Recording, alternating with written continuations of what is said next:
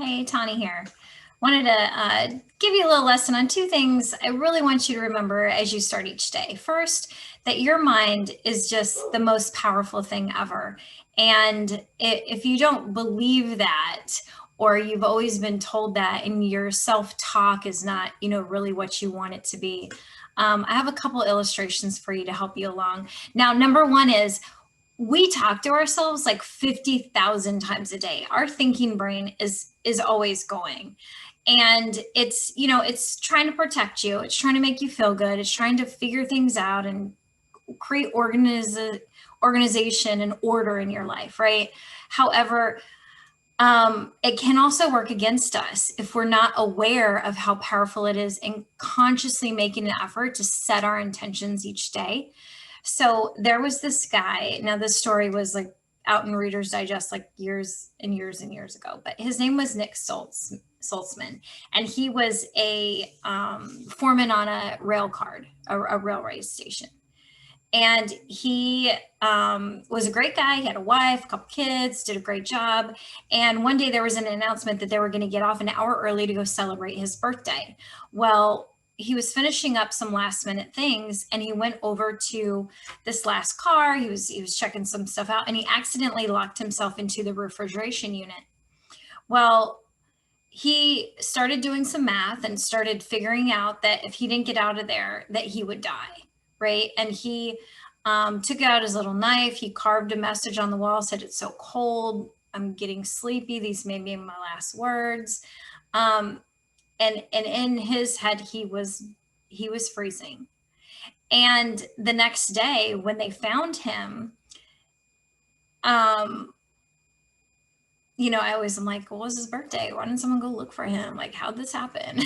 Like, my thinking brain starts going too. But they found him the next day. Needless to say, he was dead. And the coroner said he basically had all the signs of freezing to death. Well, the odd thing was the refrigeration unit on that rail car was not operating. It was out of order. And he had this in his head that he was cold and he was going to die, and his body shut down, right? Like he was freezing. It was insane. And it was only 55 degrees the car was only 55 degrees. So your brain is so powerful, it can trigger your body to have reactions to it. I mean, we know this because this is how lie detectors work, right? Your thoughts have a chemical reaction and a trigger in your body, right? And so when you have these thoughts 50,000 times a day, right, and you're thinking of the same things, they're actually creating these little neural paths in your brain.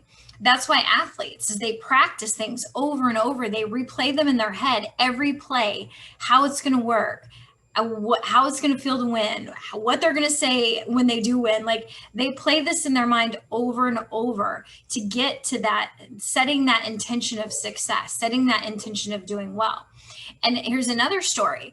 There are women, and this is documented. You can fact check me and Google all this stuff, right? Pseudo pregnancy. They truly believe they are pregnant, so much so that their brain is telling their body begins to elect their body. Like, they have every symptom of being pregnant except for actually being pregnant. They have every symptom of it. Your brain is, and your mind is so powerful. So when we are starting our day with a good intention, we walk into that meeting and we take a second to pause, and we create that intention for ourselves. We review it in our head. If you've ever talked to professional athletes or Olympians or anyone that trains, they replay this over and over and over, precisely how it's going to go in their brain every single time before that. So here's two things that I want you to remember. Your brain, your mind is so powerful. It is your superpower.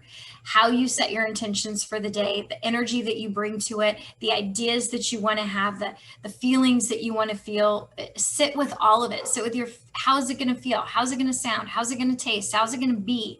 How's that conversation going to go? What do I want to get out of it? Like, when you set those intentions, you set yourself up for success. And I know we're all headed towards success. So This is Tani from Success Headway, my little lesson for the day. Hope you guys have a wonderful day. Goodbye.